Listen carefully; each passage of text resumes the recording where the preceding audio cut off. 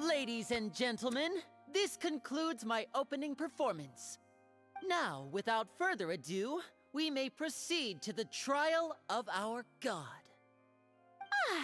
So this is what it is. Yes, you deserve praise for the effort you took to raise the dramatic stakes. Do not forget, however, that I am Focalor, the god of justice, the embodiment of justice itself. Does it not strike you as even the least bit absurd to bring the very concept of justice to trial? May I interpret these words as your refusal to stand trial? In that case, you will have the opportunity to defend your honor through a duel. You would draw your blade against a god?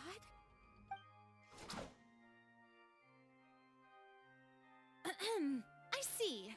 It seems like you have made up your mind.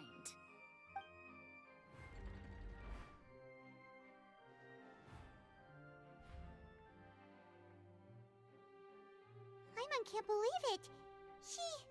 She just surrendered. What the heck is going on? Did I just see an Archon surrender to a human? Wow, how utterly humiliating. Lady Furina, what is the meaning of this? Shh! It would seem that there has been a misunderstanding. To be clear, the raising of both hands is not always an indication of surrender. Looking for excuses again, huh? I raised my hands just now to indicate my acceptance of the trial. No duel shall be necessary. I will admit that I've been running away for a long time. I'm sorry, everyone. I was unable to protect the people of Poisson. It is my duty to stand trial for my crimes. You are not the only ones to be disappointed in me. I, too, am exceedingly disappointed in myself. But now, it is time for the Hydro Archon to show you her courage and resolve. I, Furina, will use this trial to show the world the true meaning of justice! This time, I will protect you. Applaud and rejoice. One of the most outrageous and fantastical arcs known to the opera epiclese is now unfolding before your eyes. Mark my words, this shall be one of the most exhilarating and brilliant shows ever to grace the stage of Fontaine. The trial of the Hydro Archon, Focalor, will now begin! Woohoo! Oh, now we're making history! Why does it feel like Furina just took over the whole thing? Like, come on! Didn't she just get forced to stand trial for her crimes? Also, even though she's still acting super dramatic, she is taking this seriously this time, right? All right, then. Who will be my opponent in this trial? The court asks the prosecutor to please take the stand. Is that so? Very well. Then please speak, witness of Tivat, my accuser and fated opponent.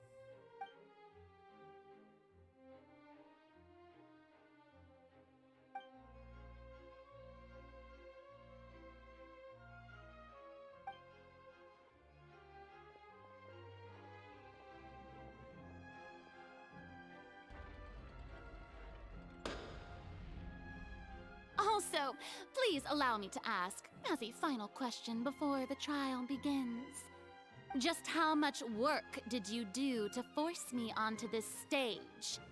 Well, we did do a lot of prep after the meeting that day.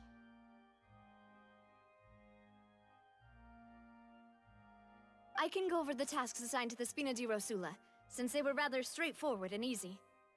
Navia, the president of the Spina di Rosula. Most of the people who participated in the disturbance this morning were my subordinates. They changed into plain clothes and came to the Opera House as regular audience members, waiting for the perfect opportunity to incite insurrection against you. The people's resentment against their Archon has been building as more and more of the prophecy is fulfilled. A spark was all we needed to turn smoldering anger into a flame. Moreover, according to our understanding and analysis of you, when something like that occurred, you would likely flee the scene and head to Poisson by yourself. So, we arranged for a second group to lie in wait there. So, you mean the ones who scoured the settlement for me were also from the Spina? And their goal was to force you to step into the giant magic box so you may personally participate in the greatest magic performance in all of Fontainian history. That's right. That house was a magic box, rather than someone's residence. As the super ultimate version of the setup that I used when I first performed at the Opera Epiclese, the volume of the box was increased by a whole order of magnitude, and the distance it traversed was the entire gap between Poisson and Aranias.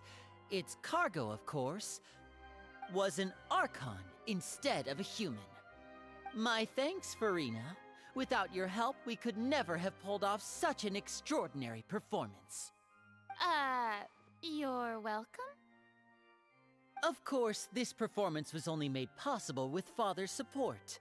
The House of the Hearth spent a massive amount of labor in Mora to pull this off. We had to select a location, construct the giant magic box, dig a tunnel, and open up a path through the water. It was a lot of work for all of us. So, in other words, the earthquake that we felt within the giant magic box was just a normal tremor from the transportation of the whole house? That's right. It wasn't a sign of another disaster to come. Then, I can guess Nervilette and Cloran's parts. You gathered a crowd, prepared a stage, and made sure that the champion duelist would be immediately ready for a fight. Also that as soon as I appeared on the stage, the trial may commence without a hitch. Am I right? Yes, that is correct. Well, Clorand, I must commend you for your courage. Only the most outstanding champion duelist in all of Fontaine would accept a duel with an Archon without flinching. Thank you. As for you, Traveler, I suppose your role was to keep me distracted with conversation once you found me in Poisson. You'd make sure that I didn't notice anything amiss before revealing yourself as my prosecutor once we'd arrived onto the stage. Oh?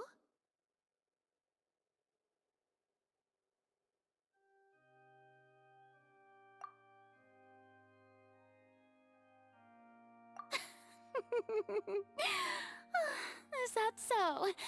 Then I suppose I must have missed my final chance. It's fine. It matters not. What's done is done. The stage is already set, so there's no reason to disappoint the audience. Let's see this trial through to the very end.